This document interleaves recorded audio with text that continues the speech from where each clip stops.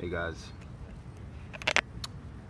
doing a quick video here at a park. Some of the best weather we've had all week. It's literally been like Seattle. It's been really overcast the whole week, and just getting out the house and want to do this quick video. I got well, in one of my videos there was a comment under, it was on one of my last videos. There was a comment, and someone who says they're a young African American male had a question about he had a few questions, but I'm going to talk about one of them. He emailed me, and one of his questions, he was talking about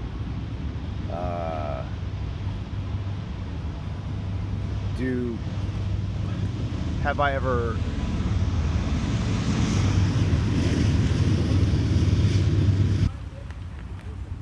all right guys, so I was right when I started doing the video, this train started going by, and train was like 20 miles long. the train was so long that this is the first time I've ever seen this. It had train engines, two train engines halfway in between, and then it had two engines on the front, two in the middle, and one on the back. I've never seen anything like that before. It was like 20 minutes. It was like 20 miles. Anyway,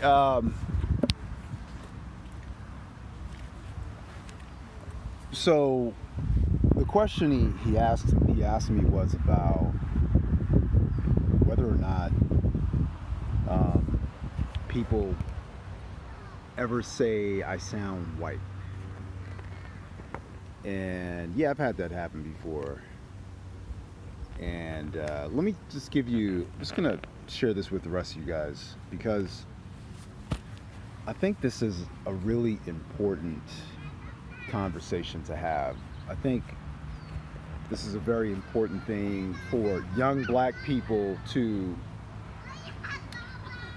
understand, and for even older black people to understand, because you don't start to understand why it is that some African Americans might sound different from other African Americans. And there's a lot of socioeconomics involved in this conversation. So I want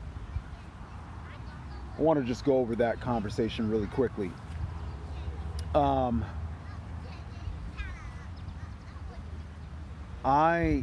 My family, we moved from a really large city when I was a little kid. I was like 8 years old. We moved from a very large city where there was a lot of what my dad told me later on to be negative influences, okay, including the increasing surge of crack cocaine. And he moved us to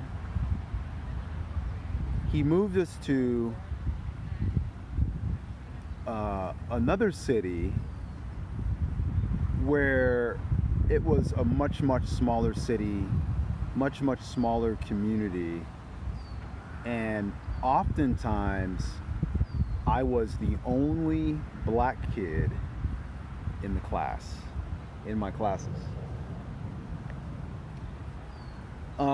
There were a lot of Hispanic kids and white kids, and I would be the only black kid. This happened twice in my life. We moved to two different cities, and both of them were kind of similar. One of them, similar demographics, okay, but the main demographic was there was less influence from the black inner city community. Okay, so I don't know why this video has me looking so flushed out and almost pale. This camera. Anyway, so growing up in these communities, a black kid will tend to pick up the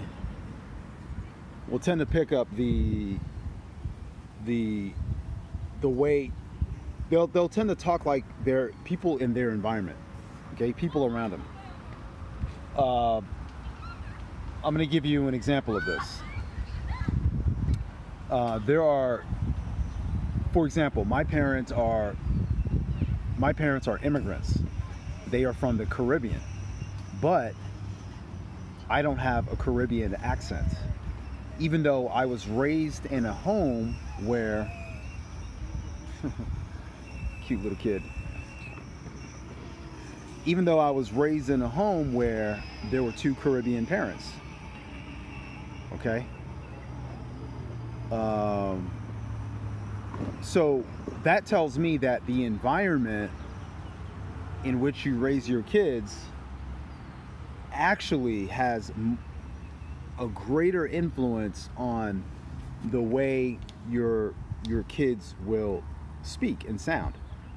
The community influences the way people speak, okay?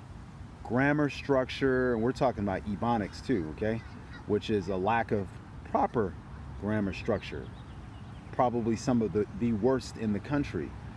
And then there are some whites in some communities who are equal in their poor grammar. My grammar is not perfect. Most Americans don't have perfect grammar. But there are gradients and levels of better spoken English dependent on the community in which you were raised and the socioeconomics of that community. Okay? All right. So being raised in this type of community, and then on top of that, so essentially the goal, even for parents in the hood, the goal is to get their children away from negative influences, usually. Now, sometimes because of poor choices in life, some people can't afford to leave the hood, okay? And as a result of this, their kids are raised in the hood, and they have greater chances of being exposed to certain negative things, including violence, gun violence, drugs, teen pregnancy. You would think suicide would be a major problem in the hood, and it's not. And it's interesting why it isn't. It's very interesting why it isn't. So it's making me think that poverty and that sort of dangerous environment doesn't affect people in that respect, in that way, but there's a different type of stress that does affect people in that way. And you see suicide more in your more affluent communities, which is interesting to me personally. I just sitting here talking to you guys is actually making me think about it right now. So back to the topic. So being raised in a certain community will influence the way you talk. It definitely has influenced mine, the way I talk. Now, I am well into my adult years. I'm 41 years old. I'll be 42 in the next 7 months. And I can't change the way I speak. I don't care what influences I have. I don't care where I live. I'd have to, I mean, I just can't change the way I sound. Now, let me give you an example. I was doing some research for my very first video for the Common Denominator channel, and I came across Michelle Obama in a public setting. I believe she was talking to kids, and she was talking about how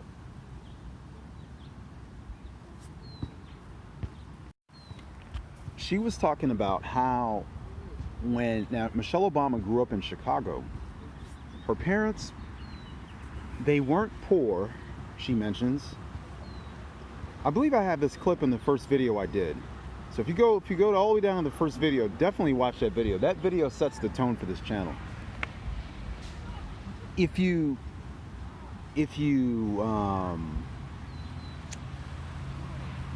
watch that video, she talks about how her parents were working class people. They weren't poor. I don't remember if she said they were educated or not, or, you know, higher education, if they had higher education, you know, university, for example. But they weren't poor, but the way they raised her was to be smart. They raised her well. She was raised well. Obviously, we can see the outcome, right? I wouldn't say it's rare, but it's sort of rare to see a person come from the ghetto and make it. Nah, I wouldn't say it's rare. Let me stop there. But it is possible. You do see people come from the hood, from impoverished, underserved communities, and man, this camera is making me look way too light. It's not the camera, guys. I am not this light. This is just the camera. I don't know why it does this. Let's see if I can get a better.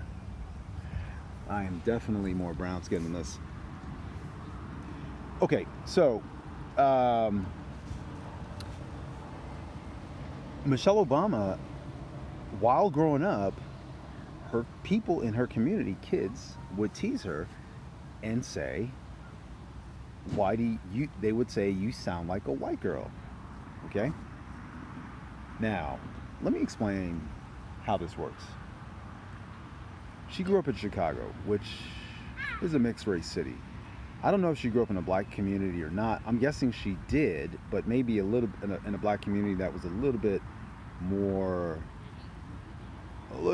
well off than your typical inner city hood, right? So here she is, growing up in a black community. She had to have been around other black kids for black kids to say that to her. Why do you sound white? So turns out that Michelle Obama, and not surprisingly, ended up becoming like a straight A student, and you know the rest. She becomes this rock star lawyer, attorney, meets former President Obama. The rest is history. But you listen to Michelle Obama today, in my opinion, she doesn't sound anything like a white person. She sounds like a well-spoken African American. So usually, now let me get to my next point. Usually the people who make comments like, why do you sound like a white person? Usually there's a couple of circumstances as to why they'll say this. Okay, one of the circumstances is they haven't been raised around other black people who sound this way. They're so used to hearing inner city blacks, okay, or blacks in the country, or some other black dialect, that when they hear the voice of an African American kid who sounds this way, that they freak out and they're like, hey, why do you sound like this? You sound like a white person. Now, I hate to really draw this comparison, but sometimes when a lot of times when black kids sound this way, a lot of times they often are smarter kids. They often are more driven kids. They're not getting in trouble.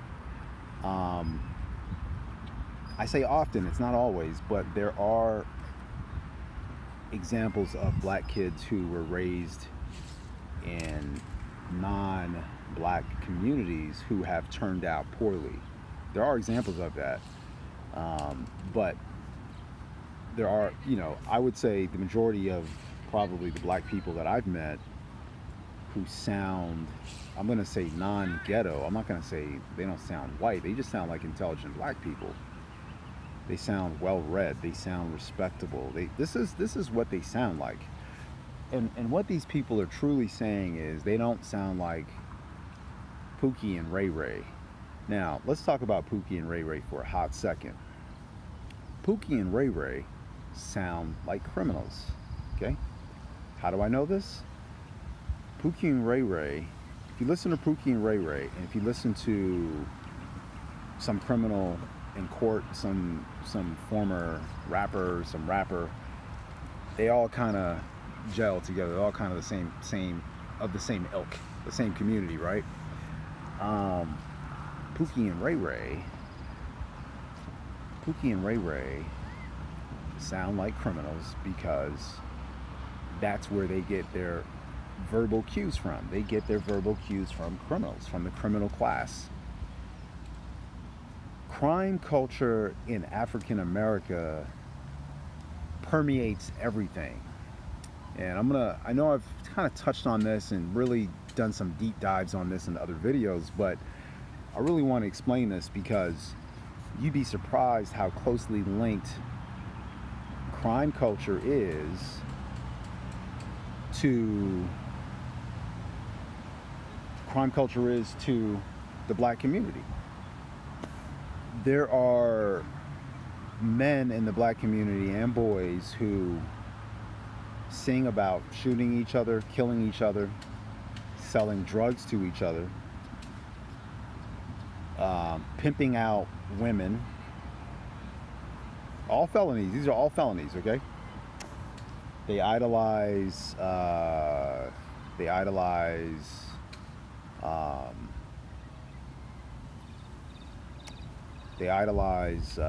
people like The Godfather,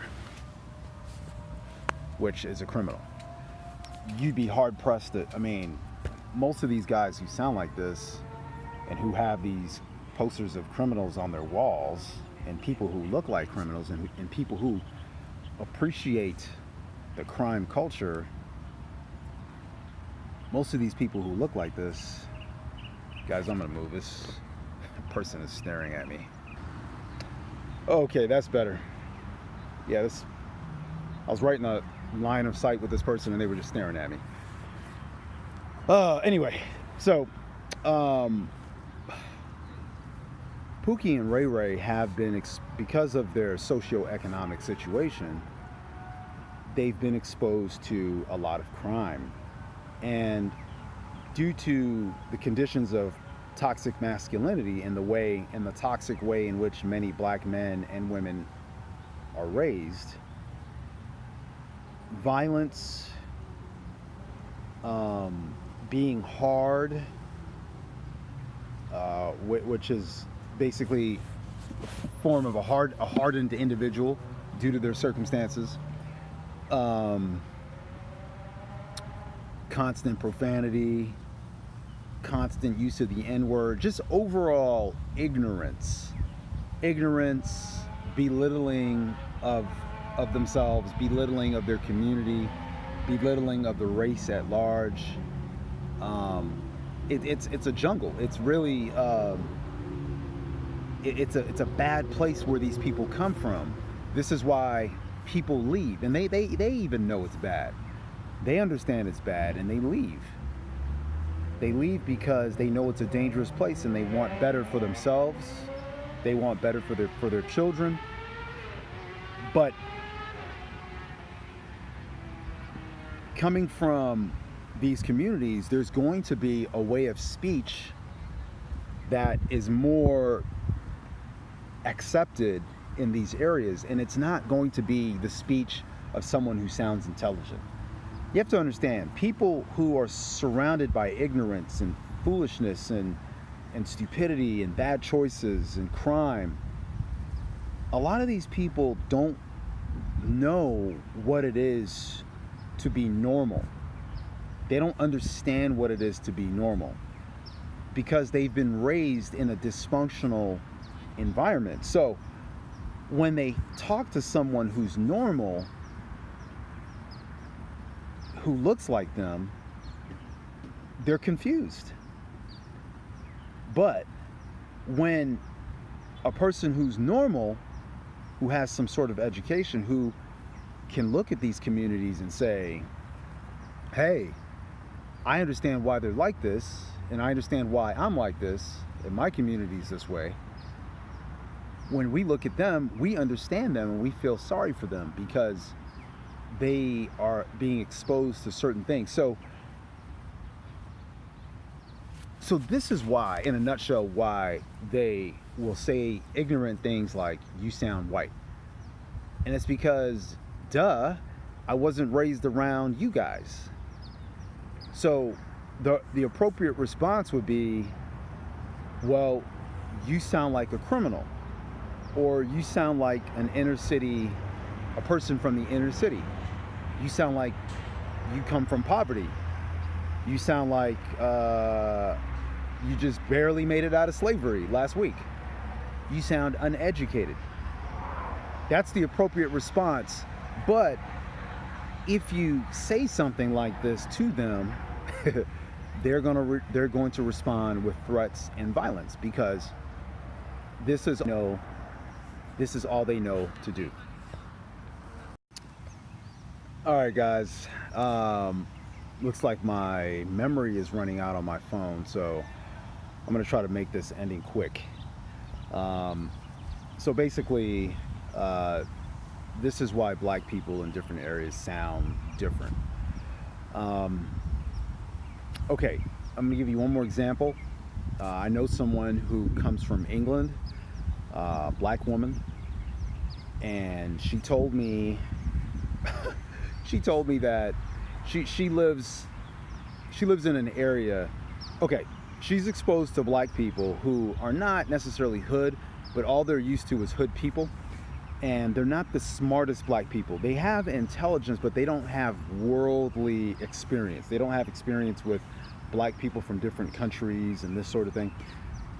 These aren't thinkers. These aren't your brainiacs, guys. These people are just normal, average people. You know, they may have some education, they may have some skills.